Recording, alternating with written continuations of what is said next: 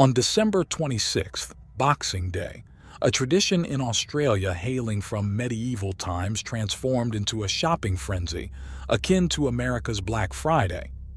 Amid the hustle, Nick was seen snatching up a tent and camping chair, gearing up for a punk rock festival in New South Wales to celebrate the new year.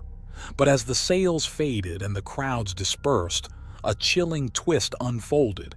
Nick was nowhere to be found.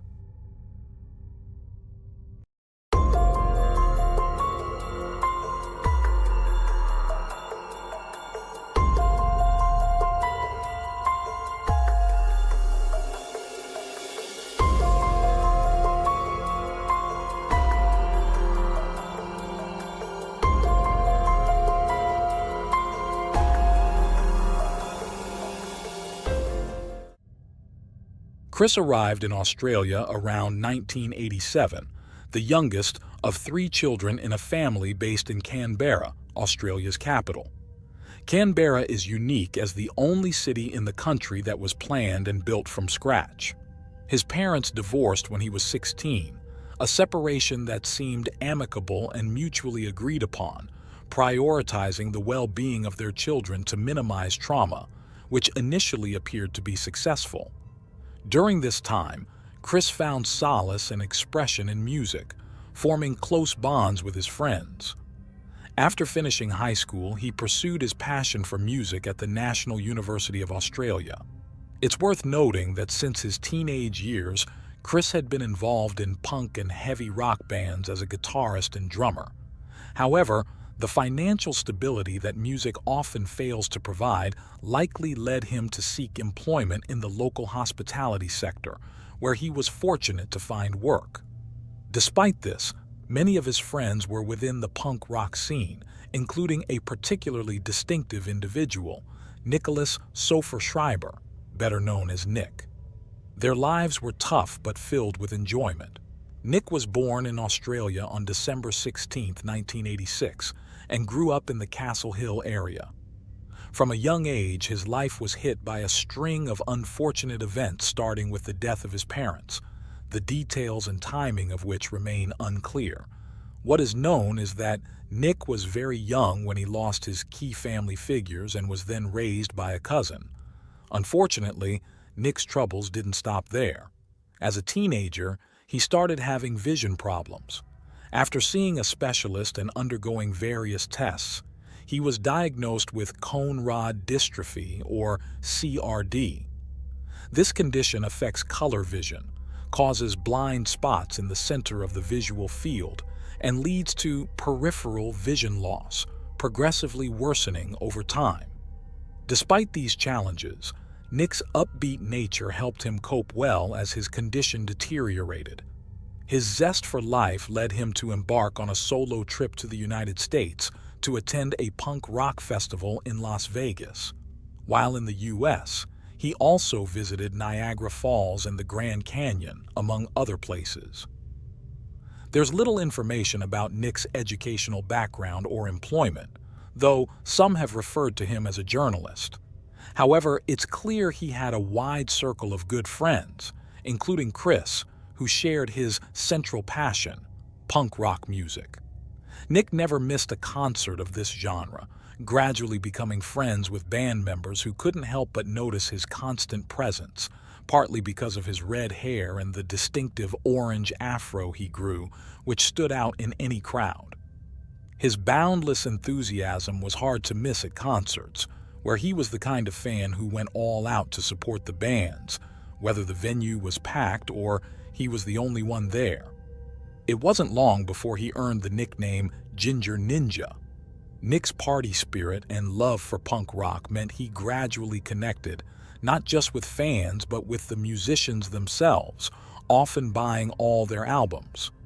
His warmth won him the affection of many, so it came as no surprise that his home became the go-to place for friends and band members after concerts. Nick's place was the ultimate spot for extending the party. His close friends and family not only enjoyed the good times with him, but also looked out for him, especially after an incident at a concert where he dislocated his knee from dancing and jumping too hard. Over time, Nick and Chris's bond grew stronger, but as we know, making a living from music isn't easy. Chris struggled to get by with his gigs as a guitarist and drummer. Meanwhile, Nick's funds dwindled due to spending on local concerts, albums, and traveling to see his favorite bands. Nick then suggested that Chris move in with him to share expenses, a proposal Chris quickly accepted. By the second half of 2012, they were living together. Life was mostly smooth, except for the occasional tension due to the constant parties thrown by the Ginger Ninja that sometimes disrupted Chris's sleep for his hotel job. During this time together, Chris launched a punk rock podcast, with Nick frequently appearing as a guest, sharing his extensive knowledge of the punk scene, both locally and internationally. Chris also ventured into starting his own record label, though the outcome of that project remains unclear. Their shared love for punk rock was strong, but they had their differences, leading to some rocky moments in their cohabitation. Economic issues like rent payments and domestic chores sometimes sparked disagreements. While conflicts mostly remained verbal, friends mentioned a few minor physical altercations. By mid-2013, a dispute over an unspecified damage to a garage wall escalated, with Nick asking Chris to cover the repair costs and to move out. Chris left, and Nick eventually filed a lawsuit for the damages. Although initially demanding $2,000, they settled out of court for just $60, reportedly ending on good terms. By this time, Nick was legally blind due to his progressing condition, but maintained a high level of independence and managed his daily activities efficiently. Chris stayed with another friend before planning a trip to the United Kingdom, which was cut short when he was denied entry, forcing him to return to Canberra and live with his mother. Friends started noticing unusual behavior from Chris, who claimed Nick was turning everyone against him, a claim others found baseless. In early November, tragedy struck when Chris's grandfather passed away, deeply affecting him. The emotional toll of his loss impacted Chris, affecting not just his personal relationships but also his job performance at the restaurant where he worked. His co-workers and bosses noticed a marked decline in his appearance and efficiency. Chris often seemed to be lost in thought, zoning out even as the restaurant buzzed around him. By the third week of December, after finishing a work shift, Chris texted his boss to resign, citing mental health reasons. Friends said that in the months following his move out of Nick's house, Chris tried to rekindle their friendship, reaching out with calls and messages, but never received the response he hoped for. Friendship is a two-way street, and Nick wasn't interested in reconnecting. On Christmas night 2013, their group of friends gathered at a well-known local pub, providing a chance for Nick and Chris to meet again. They sat together, seemingly at ease, and Chris even invited Nick to join him for dinner the next day, to which Nick agreed. However, when Chris tried to confirm the dinner plans on December 25th, he couldn't reach Nick, and the meeting never happened. December 26th, Boxing Day, followed, a holiday rooted in medieval times when masters would give gift boxes to their servants the day after Christmas. Today, in Australia and other countries, Boxing Day resembles Black Friday in the US, with stores offering significant discounts. Nick was seen shopping for a personal tent and camping chair that day, planning to use them for an upcoming punk rock festival in New South Wales with friends to ring in the new year. After that, Nick vanished. His disappearance was out of character, especially with an important concert looming. Concerned, his friends tried contacting him through messages and calls, but got no response. On December 28th, a couple of them went to his house to check on him, but despite their persistent knocking, there was only silence. One of them peered through a window and was struck by horror. He saw Nick's body lying on the kitchen floor in a scene that was shockingly gruesome, marked by the state of his body and the amount of blood. In a panic, the friends dialed Australia's emergency number, 000, and soon after, police and paramedics arrived at the scene. They forced their way in but quickly realized that Nick had succumbed to numerous stab wounds and had been dead for some time. After the body was taken away, investigators began piecing together what had happened and, more crucially, who was behind this horrific crime.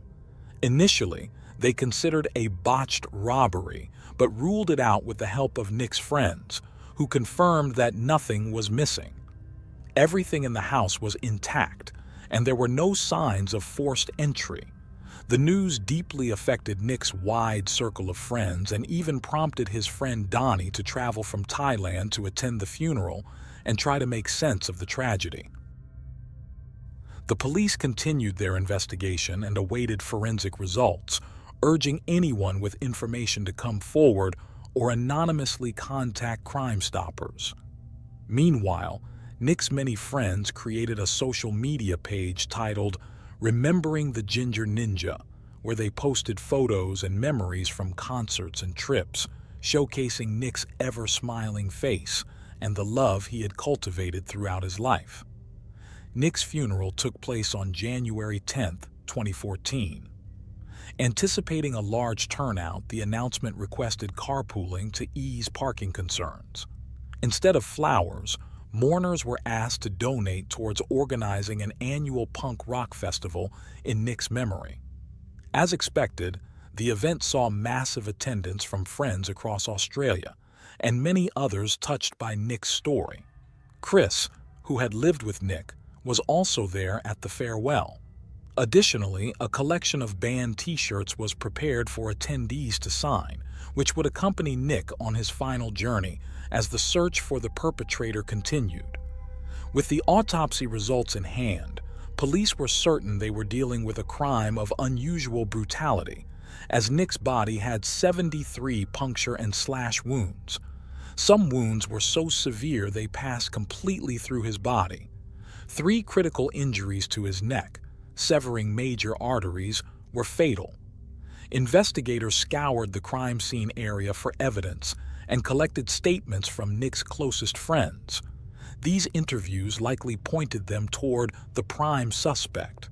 Reports suggested a tip-off to Crime Stoppers also steered the investigation in the right direction. Friends interviewed by the police shared insights into Nick and Chris's deteriorating relationship. After Chris moved out of Nick's house, he tried to mend their friendship, but Nick was hesitant to reconnect. During the investigation, it emerged that Chris's behavior had become erratic. He would sometimes zone out, making conversations difficult, and he would repeat things already discussed. Significantly, it was revealed that Chris had mental health issues and had stopped taking his medication in the months leading up to the crime. Friends also mentioned Chris was inquiring about the progress of the investigation, urging them to share any information they might have. Chris himself was interviewed by police and claimed he last saw Nick from a distance on Boxing Day while making purchases in a store, and they did not speak.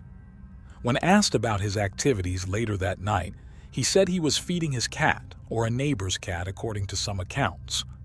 Chris's mother had been worried about him in the months before the incident and had contacted the mental health service treating her son to express her concerns. His therapist noted Chris's moodiness, avoidance of eye contact, distraction, and refusal to take his medication. In late January 2014, officers visited a property owned by Chris's family in New South Wales.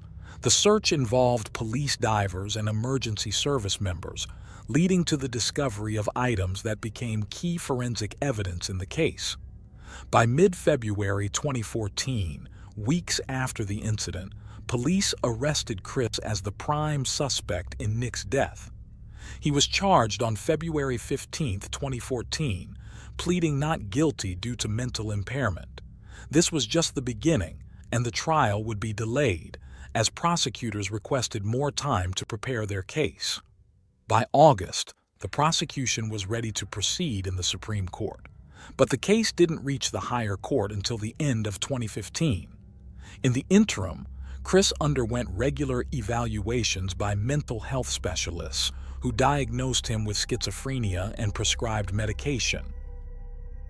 The prosecutor argued that Chris had harbored resentment and a sense of isolation from their shared friend group, driven by Nick's supposed influence. She claimed that on Boxing Day, Chris had seen Nick shopping from afar but didn't approach him. Later that night, Chris took 2 knives to Nick's house, was let in, and then attacked Nick in the kitchen in a fit of rage and revenge. The assault was so fierce that 1 knife broke, but Chris continued with the other, inflicting 73 wounds. He then took the weapons, a tent, and chairs Nick had bought, drove to a family property, and attempted to burn the blood-stained clothes and knives. However, the fire did not destroy the metal, and Chris disposed of the remains in a dam on the property. Nick's defense attorney told the jury that the crucial issue was Chris's mental state during the attack, suggesting that the frenzied nature of the assault indicated a lack of mental control. The prosecution countered, highlighting Chris's lies to the police and noting he never mentioned hearing voices compelling him to kill Nick until after the crime, suggesting it was a strategic defense move. Throughout the trial, jurors heard from friends of both men. They described Chris's blame on Nick for social rejection within their music-loving circle. Witnesses at the trial also recounted Chris's odd behavior at the victim's wake and described him as socially awkward, prone to making bizarre statements and asking peculiar questions. Witnesses claimed to have seen Chris at concerts after the incident, noting a significant decline in his ability to communicate. A childhood friend testified that after the police searched Chris's home, he received desperate calls from Chris, who claimed he was going insane alone. In an unusual move during the trial, jurors were given iPads to view the knives used in the attack and the autopsy photos of Nick, exposing them to the gruesome evidence. Testimonies from mental health experts who had treated Chris were particularly striking. One expert noted that Chris was guarded and seemingly withheld information during an interview post-crime. It was revealed that Chris had been diagnosed with psychotic depression in 2011, but had stopped taking his medication a few months before attacking Nick. Another expert shared that Chris had been hearing voices and believed he was under surveillance by supposed criminal gang members, whom he referred to as observers capable of mind reading. Chris claimed these observers sent messages indicating that Nick had hired a hitman to kill his family members. A forensic psychiatrist stated that Chris linked his grandfather's death to a dispute with Nick over superfoods, believing Nick was in league with the observers and responsible for the death as punishment. Chris had no intention of harming Nick until he supposedly saw an envelope of money thanked by Nicky, which he interpreted as payment for his grandfather's death. On the night of the crime, Chris saw a book cover with the word "loose," leading him to believe the hitman was free and a threat to his family. This vision, along with imagining his mother with a necklace like a noose, convinced Chris that Nick posed a real danger. When asked why he killed Nick instead of contacting the police, Chris felt it was his only realistic option. He later told the specialist that while driving to his family's property after the attack, he saw a car with 9 of 10 inches written on it, interpreting it as a score for the crime's execution. Chris attended Nick's funeral, believing his absence would be suspicious. The forensic psychiatrist concluded that, if incarcerated, Chris would require extensive treatment before potential release. The prosecution challenged these statements, questioning the likelihood of a psychotic individual providing a detailed account of their actions post-crime. They argued that it would be even more challenging for someone who committed a crime during a psychotic episode to do so, especially given the specific details Chris had provided. Moreover, they highlighted inconsistencies in Chris's story over time, noting changes during various interviews with mental health professionals. The prosecution also pointed out Chris's initial lies to the authorities, where he claimed the attack started at the front door, while forensic evidence showed it occurred at the dining table. They emphasized that Chris was aware enough to attempt covering up his crime by burning the weapons in his clothes. Throughout the 3-week trial, Chris remained silent. By the first week of December 2015, the jury was ready to deliberate. The judge outlined their options: guilty of murder, not guilty by reason of mental impairment, or guilty of manslaughter due to diminished responsibility. After 2 days, the jury found Chris guilty of manslaughter due to diminished responsibility. Nick's family and friends felt a sense of relief at the verdict, though sentencing would wait until February 2016. During the sentencing hearing, a friend of Nick expressed guilt for not being able to protect him and fear at the thought of Chris being free. Nick's cousin, who cared for him after their parents' death, shared her devastation and the heartbreak over the details of his final moments, calling Chris's actions a theft of an innocent, kind, and loving person. The prosecution, noting Chris's ability to mask his symptoms for 2 years, branded him a skilled liar and a community threat, requesting a 20-year sentence, the maximum for the conviction. However, the psychiatrist reported Chris's expressions of remorse and recognition of the tragedy he caused, wishing he had not committed the act. After considering all the arguments, the judge took considerable time to deliberate, ultimately sentencing Christopher Navin to 12 years in prison on May 30th, with a mandatory minimum of 6 years before parole eligibility. Following the decision, Nick's family expressed dissatisfaction, deeming the sentence too lenient and failing to meet their expectations. They described Nick as a harmless, kind, and gentle person who couldn't defend himself against Chris's attack, wishing for him to be remembered for his life rather than his tragic end. They vowed to keep his memory and dreams alive. Public reaction on social media also echoed this sentiment, with many criticizing the sentence as overly lenient. Considering time already served, Christopher was eligible for early release in 2020, which he reportedly obtained, subsequently living with his parents under a new name, with no further public information available about him. In honoring Nick's dream, his friends successfully organized the first Ginger Fest in 2014, a tribute to the beloved Ginger Ninja. Ginger Fest continued until at least 2018, with significant punk rock band support, keeping alive the memory of a young man who lived and breathed punk rock music, hoping he continued to enjoy it wherever he was. Those who knew Nick remembered him as a source of joy, hope, and love, achievements far beyond what many accomplish in a lifetime. And that wraps up today's episode of Unreal True Crime.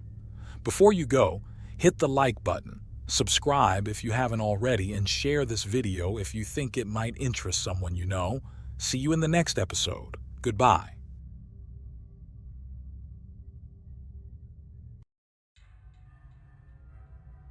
The Story of Stacy Panel.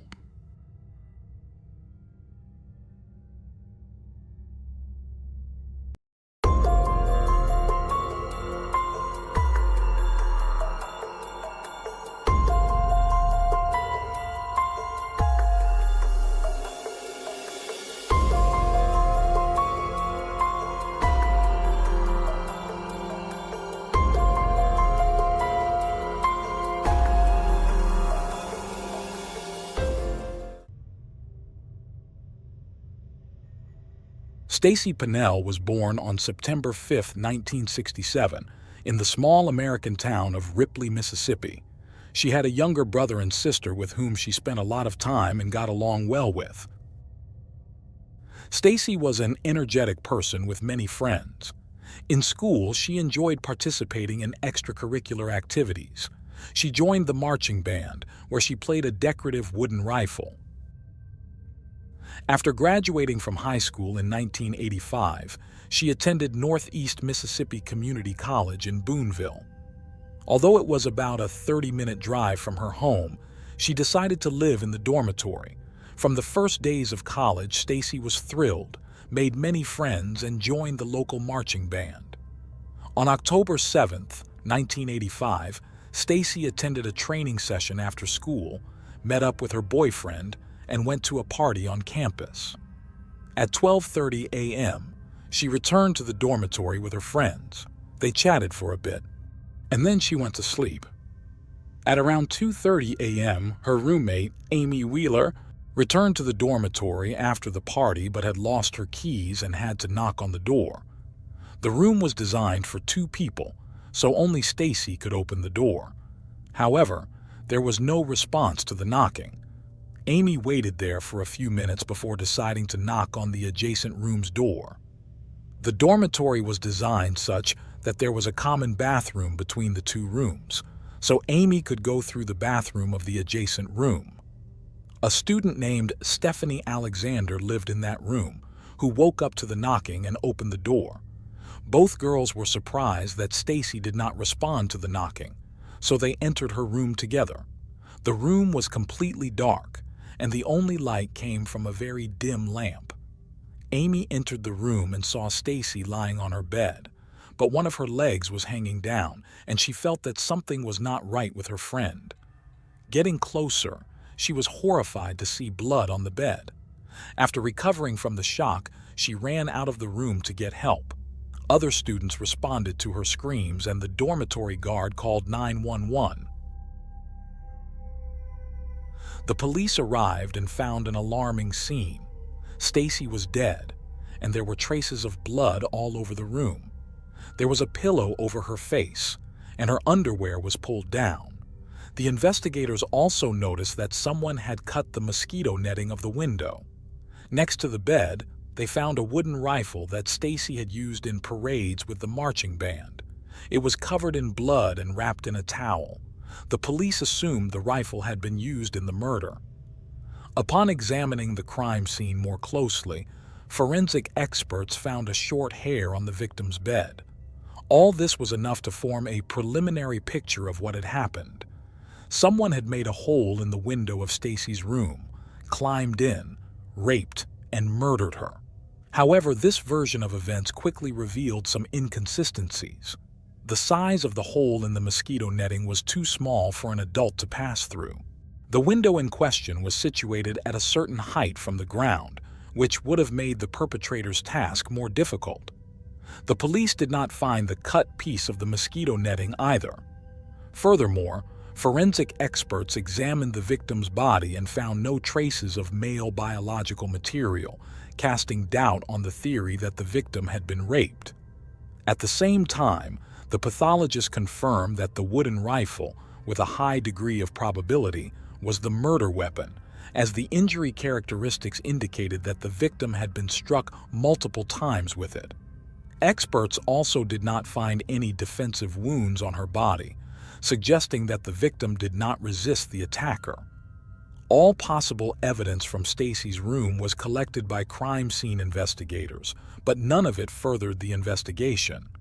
At the time, DNA analysis was not commonly used, so the investigators could not examine the blood samples or other potential biological traces. Additionally, no fingerprints were found on the murder weapon, as the perpetrator had apparently wiped it clean with the towel. Despite the lack of leads, detectives still hoped that experts might find something in the room, so they decided to take fingerprints from all individuals who theoretically could have entered the women's dormitory. This task proved to be very difficult, as the police had to speak with hundreds of male university students and ask them to volunteer their fingerprints. They also took prints from all male staff members. The problem was that only girls lived in this residence, and a special key was needed to enter the building. Men could only enter in a few instances, such as being let in by residents or being college employees with a key. Nevertheless, the female residents frequently invited their boyfriends and male friends, which meant that the officers had to spend a lot of time collecting their fingerprints. However, in the end, this led to no results since no matching prints were found at the crime scene. With no leads, the investigators turned to a psychologist and asked for a psychological profile of the killer.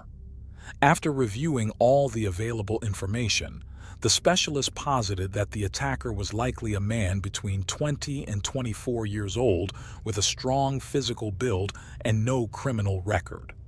The psychologist believed that the crime was not premeditated. The killer saw an opportunity and decided to attack the victim. This description made the officers further doubt that the criminal had entered the room through the window, as the hole in the mosquito netting was too small for a large, adult man to pass through. Meanwhile, panic spread among the college students. The female students were afraid to be in their residences, fearing they could become the next victim of the unknown assailant. The fact that the police could not find any clues only heightened the overall anxiety. The officers continued to search for possible suspects and decided to investigate Stacy's boyfriend, Tommy Osborne. They searched his room in the residence and found nothing to suggest his involvement. Investigators found it impossible to establish whether Stacy Pannell's boyfriend, Tommy Osborne, had any motive for her murder. According to Stacy's friends, the couple rarely argued and had no significant issues. However, the investigators learned from Stacy's parents that before starting college, she had another boyfriend named Ben with whom she had broken up just a few months earlier. Ben and Stacy had been in a long-term relationship during school, and he had even given her a ring, hoping to marry her in the future. But Stacy ended the relationship, and despite Ben's reluctance to accept the breakup and his refusal to take the ring back, Stacy did not change her decision. Up until Stacy left for college, Ben repeatedly tried to meet with her, but she remained firm in her decision. The detective spoke with Ben, who claimed that on the night of the murder, he was asleep at home. His mother corroborated his alibi, stating that he went to bed around 11 p.m. and was home the next morning. However, the investigators considered the possibility that Ben could have left the house undetected, gone to Stacy's college, committed the murder, and then returned home. Ben agreed to undergo a polygraph test, but the results were inconclusive. The operator could not determine if he was telling the truth. A second interrogation yielded the same results. This made the detectives suspicious, but without concrete evidence, they could not link him to the crime. Experts attempted to determine if the hair found on Stacy's bed belonged to Ben, but they were unable to reach a definitive conclusion.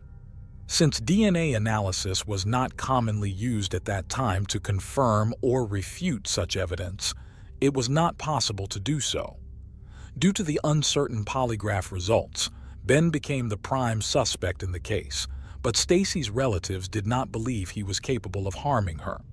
They described him as kind and well-mannered, always taking care of her.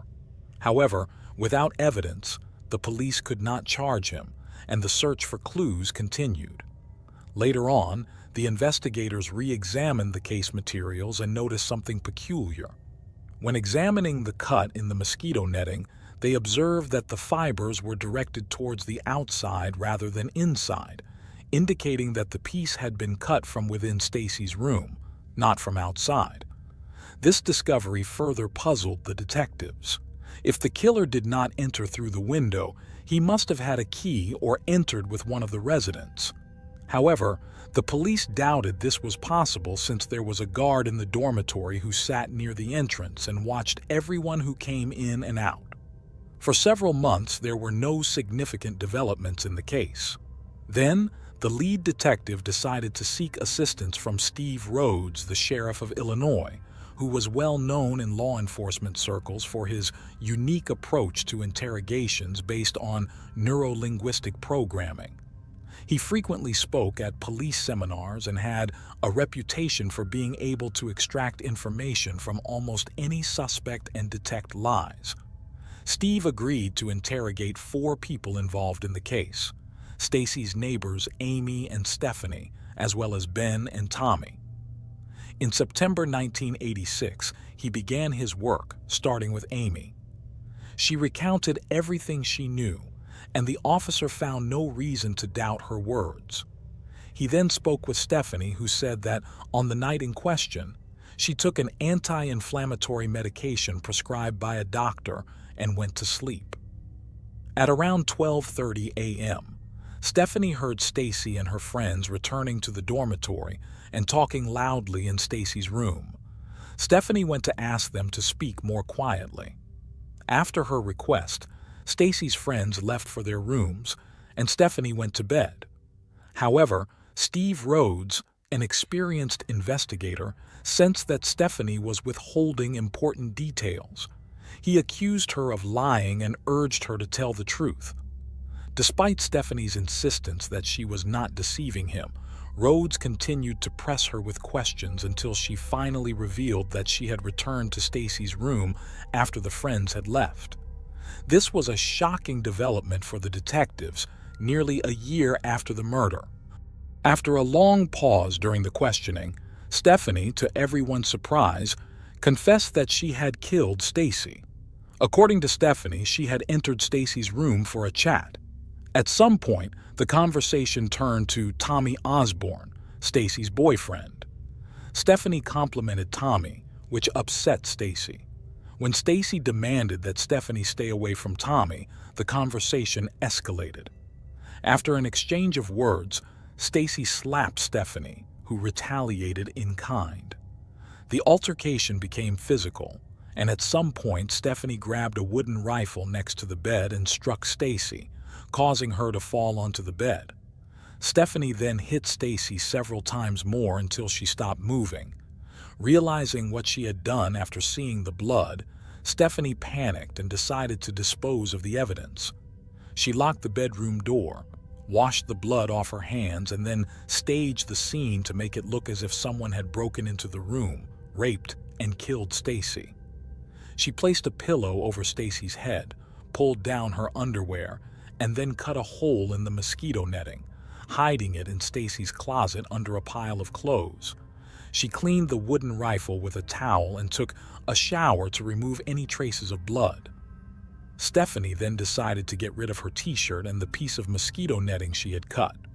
She locked herself in the bathroom and burned them to mask the smell of smoke by spraying a large amount of perfume.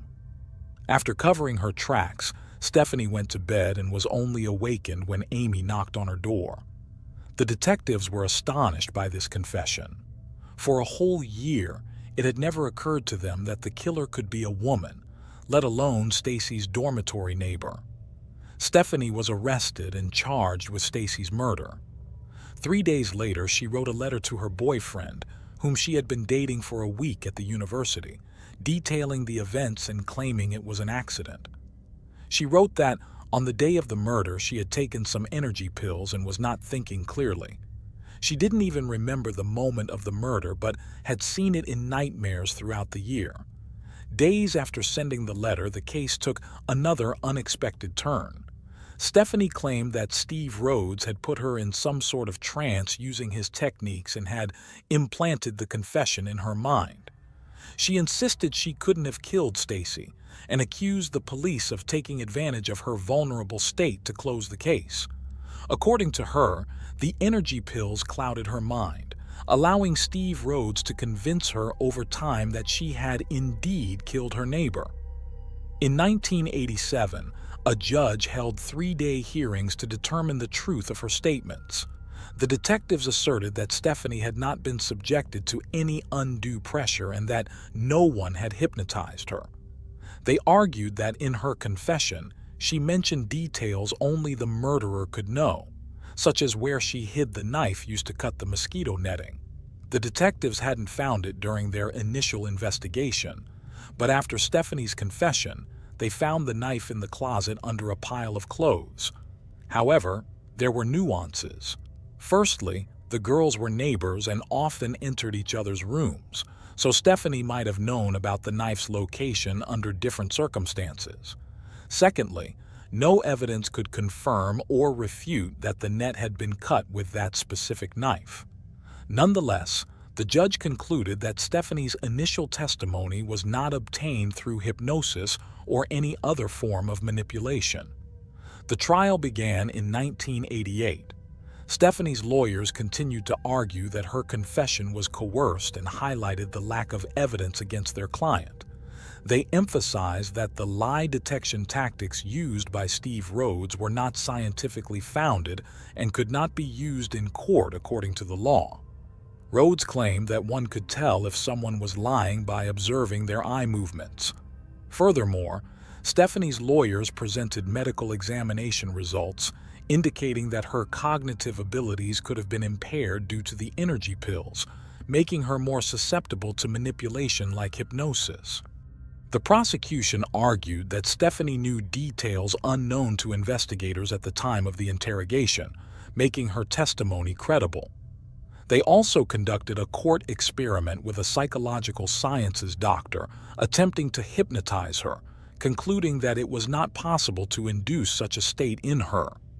The victim's relatives also shared interesting information, stating that Steve Rhodes had mentioned Stephanie several times, considering her a problematic person and to some extent fearing her. The trial lasted 3 weeks, and the jury eventually found Stephanie guilty of involuntary manslaughter, sentencing her to 20 years in prison, of which she served 9 before being released on parole. Once freed, Stephanie continued to maintain her innocence and hired lawyers to revisit the case. During their review, the lawyers noticed similarities with another murder committed in 1993. At that time, a man named Charles Crawford attacked a girl who lived 40 minutes away by car from the college Stacy Pannell attended. There were some notable similarities between these two cases. Firstly, the other victim also attended Northeast Mississippi Community College in Boonville. Secondly, the perpetrator entered her home by cutting a hole in the mosquito netting. Stephanie and her lawyers believed that Charles Crawford could be behind Stacy's murder. Crawford was arrested in 1993 and subsequently sentenced to death. The challenge lies in the lack of evidence to prove his guilt in Stacy's case. However, there were significant developments. Stephanie's lawyers discovered that on the wooden rifle found at the crime scene, there was a drop of blood that did not belong to Stacy. DNA analysis of this evidence had not been carried out at the time, as a case review was necessary to proceed with it. Additionally, the victim's underwear was sent to an independent expert, and they were able to extract a DNA sample from an unknown male. This sample has not been added to the FBI's database for comparison with Crawford's DNA because a case review is required for that as well.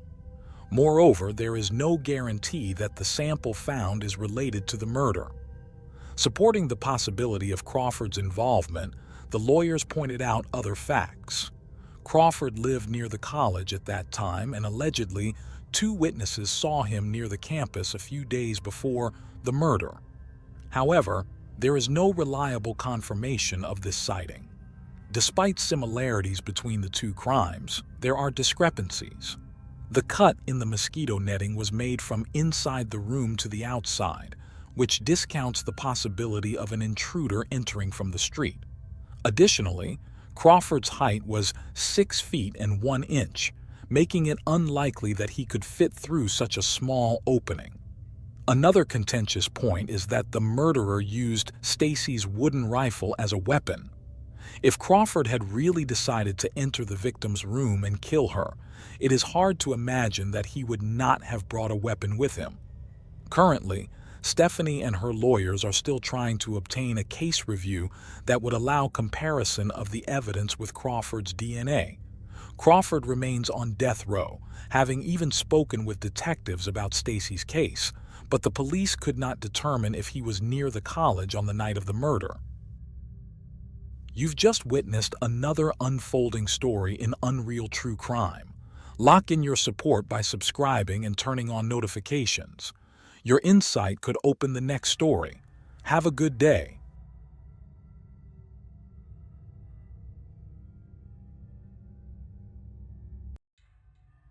Traveling through a trail for 2 hours, The police reached the location. Arcadio Alvarez was found in a sugarcane field. It was at that moment that they apprehended the suspect, who was accused of committing incest for about 30 years against his eldest daughter, Alba Nidia, with whom he had at least 14 children, of which 8 survived.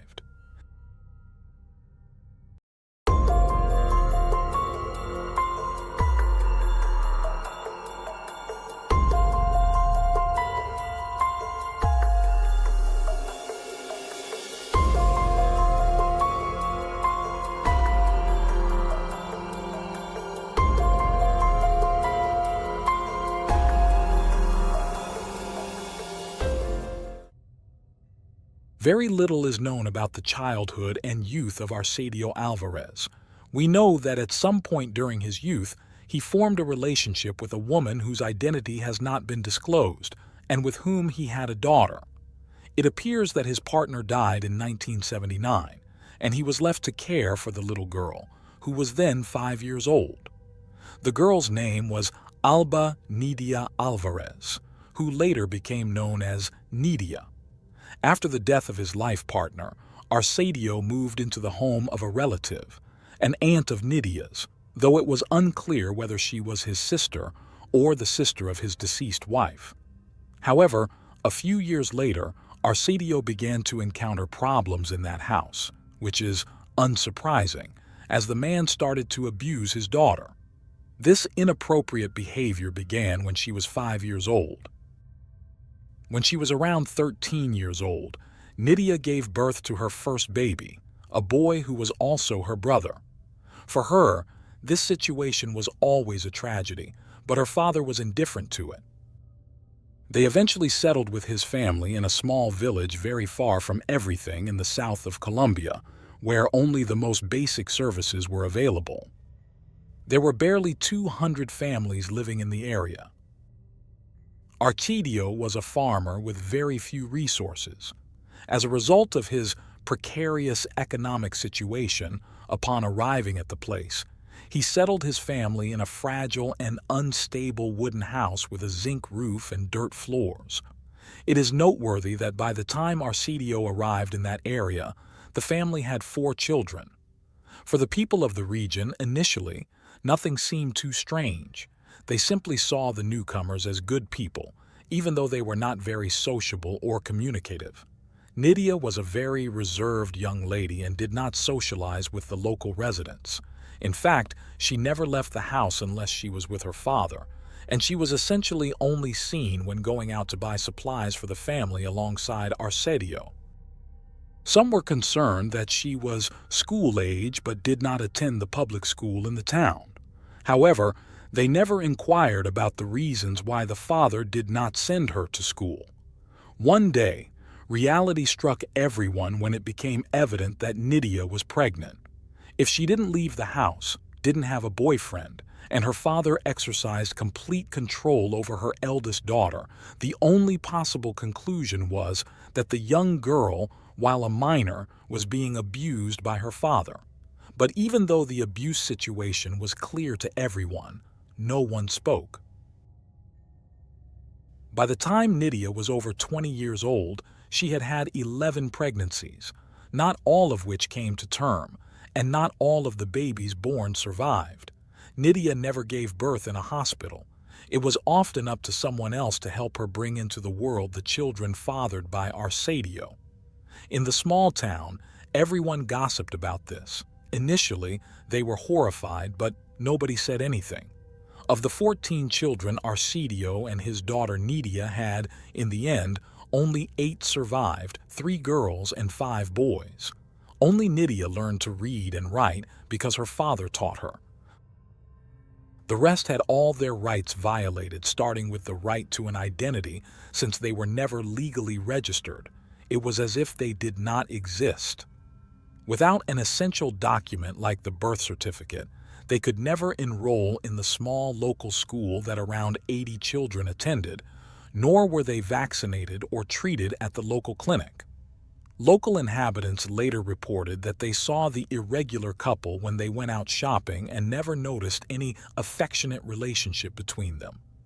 Some neighbors claimed they had the chance to talk with Nydia, but instead of offering help or some kind of support to get out of the situation in which she was the victim, they blamed her. They told her that having intimacy and children with her father was not right. Her response was always to remain silent. No one ever dared to confront Arsadio or reproach his misconduct. Later, some neighbors claimed that while he seemed like a decent man, he was extremely serious, and the people feared he might do something to them.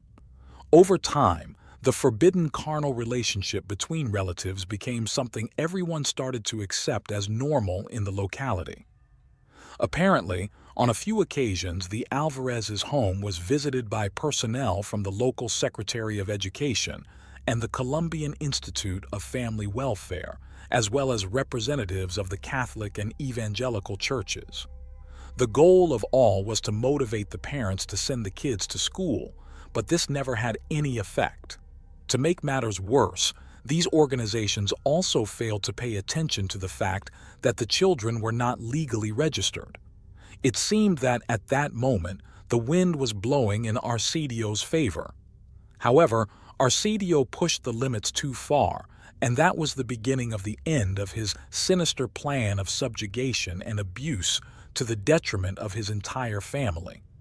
As Nydia later recounted, her father began to show interest in perpetuating his deviant behavior with at least one of his granddaughters, who was around 11 years old.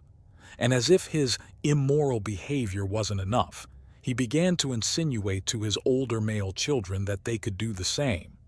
This undoubtedly set off alarms for Nydia, and it could be said that a divine intervention paved the way to the end.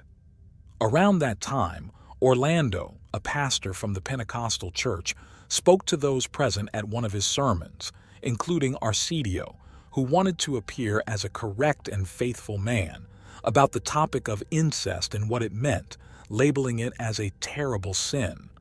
This was a turning point in Nydia's life, who, at the end of the meeting, approached the pastor to ask him to pray for her. But the stars were aligning, as around that time, the world learned about the terrible case of Elisabeth Fritzl in Austria, whose father, Joseph Fritzl, kept her captive in the basement of his own house for 24 years, fathering 7 children with her. The case of Elisabeth was so shocking that it seemed people around the world were willing to prevent such situations from being repeated. It was this story that propelled Nydia to make a definitive decision. Also, religious conviction that her father was forcing her to commit a sin, and the fear that one of her daughters could become a victim of the same man added to the need to protect her descendants from the father's brutal assaults. The man, who always had a hellish temperament, beat one of his 6-year-old sons for waking him from his nap by fighting with one of his sisters. That, apparently, was the last straw. At that moment, Nydia confronted her father who, as he always had, reacted by hitting her. This was the strategy the man had used for years to ensure obedience through fear. But this time was different. Fueled by rage and courage, Nydia fought back, something that surprised Arsadio. Nydia knew she had no other option but to leave that house. For that, she not only gathered courage but also had the full support of her older daughters.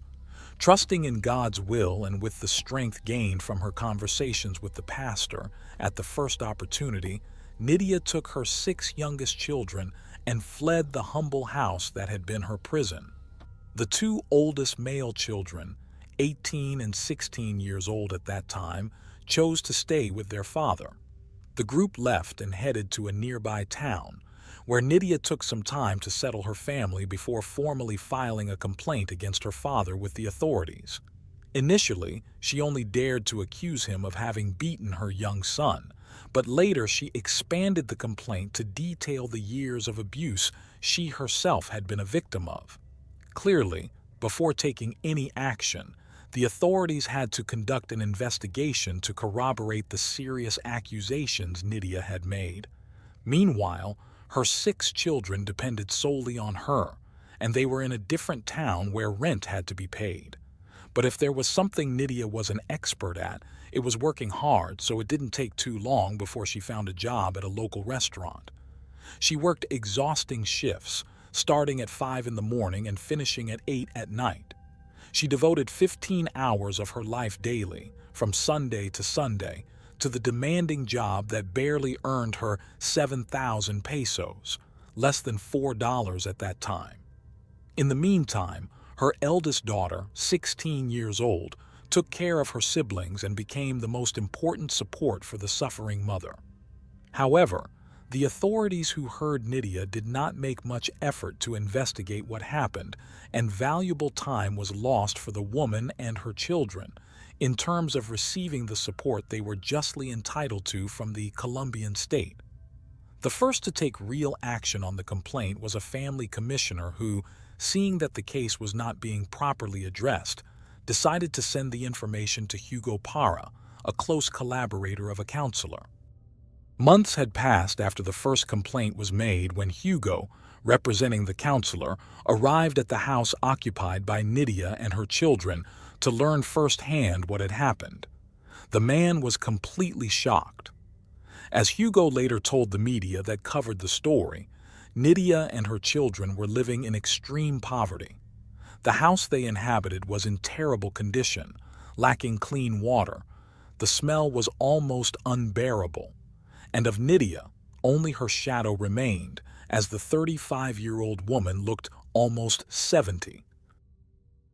At that moment, it was decided to make the case public knowledge and to start a strict follow-up of the progress of the complaint.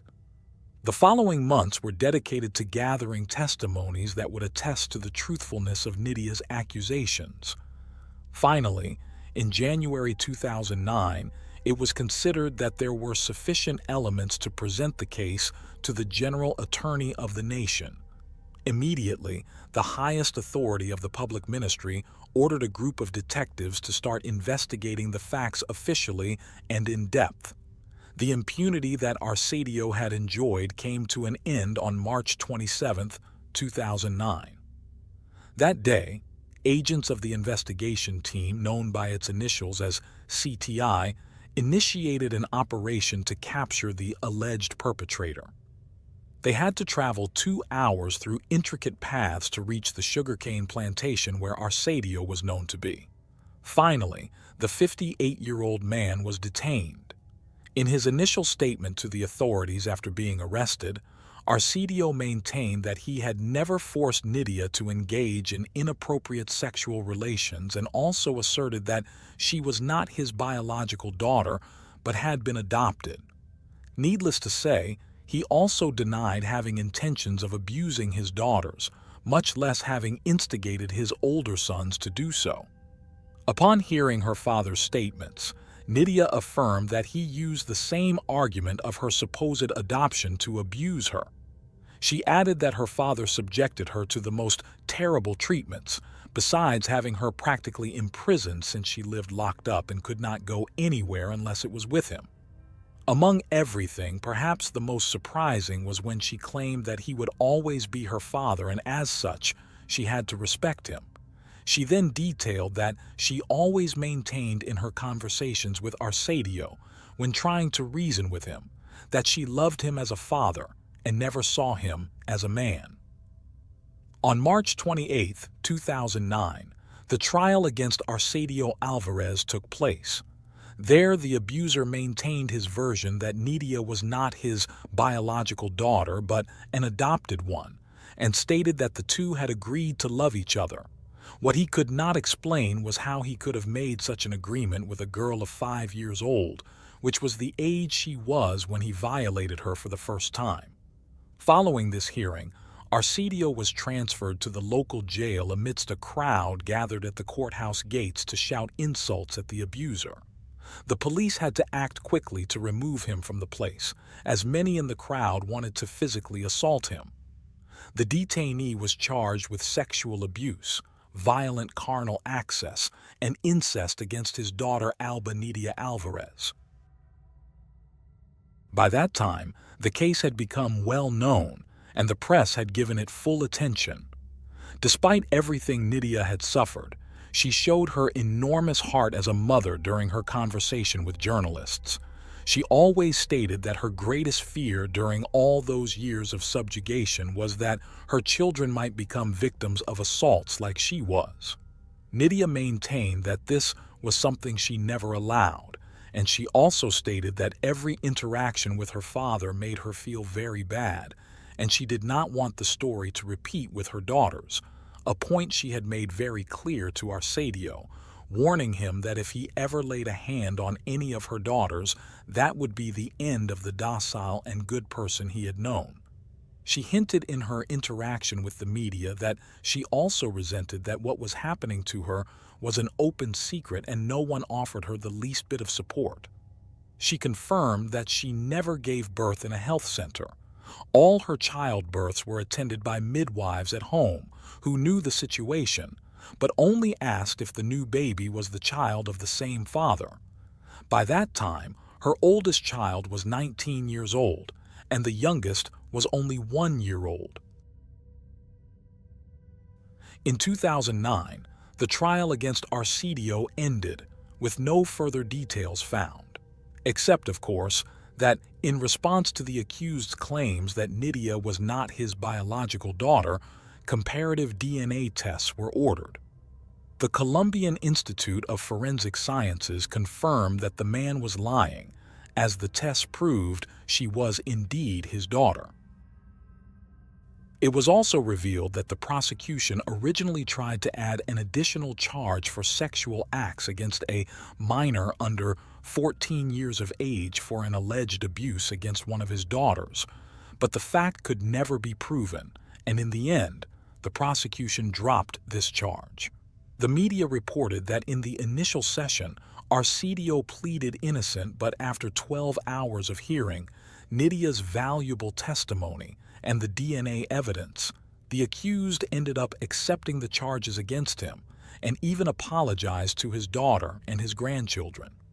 With his admission of guilt in October 2009, the presiding judge sentenced Arsadio Alvarez to 15 years and 7 months in prison, a sentence that undoubtedly seemed almost an offense to the victims and did not take into account the number of people whose lives were severely affected. And there was yet another incomprehensible detail. Although the reasons were not found, the sentence was later reduced to 11 years, 7 months, and some days. After the trial and under the protection of the Colombian Institute of Family Welfare, Nydia and her 6 younger children were relocated and placed in a house in good condition in Bogotá, the country's capital, with the aim of starting a new life away from the place where everyone knew them and would constantly remind them of what had happened. This is the last information that could be found about this family. And talking about Arsadio, the insufficient sentence was not even fully served. As in 2011, the authorities of that institution reported that Arsadio had died. According to a press release issued by the prison authorities 2 weeks before, the individual had been hospitalized for surgery due to gallstones. But the day after being discharged and returned to prison, the guards found him dead in his cell. The report stated that the death occurred due to natural causes. At the end of this case, the lesson of Nydia's courage and her struggle to provide for her surviving children remained.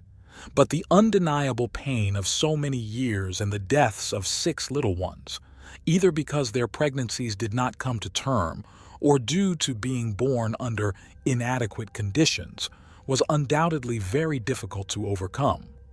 At the time of the events, the director of the Colombian Institute of Family Welfare stated that he had never known a case of this magnitude in Colombia and expressed concern that a situation of so many years had not been denounced by anyone. The official was not only referring to a complaint from the victim, who was the most fragile and had the least opportunity to do so, but also to the community members who knew about the situation but chose to remain silent. In a conversation with the press, one of the sons who stayed with the father tried to make sense of the events from his humble point of view, But the truth is that nothing justifies what happened in this case. Nydia lived for about 30 years dreaming for freedom, but without the courage to obtain it, as the abuse started at such a young age that it left her unable to defend herself. Inside, she was a terrified child, even at the age of 30.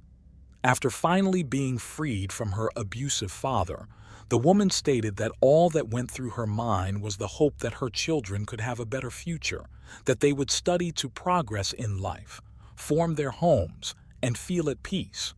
And perhaps the great lesson of this case is advice for other women that Nydia repeated several times to the media. She pointed out that if they found themselves in a similar situation, they should find a way to speak out, to denounce, and trust in God to move forward. For Nydia, silence was her father's perfect accomplice, not just her own silence, but that of all those who, knowing the situation, preferred to look the other way. And that's the end of today's case. As always, I appreciate your support for my work. If you subscribe, like, and share this video, it will help me continue creating content. This was another episode of Unreal True Crime. See you soon.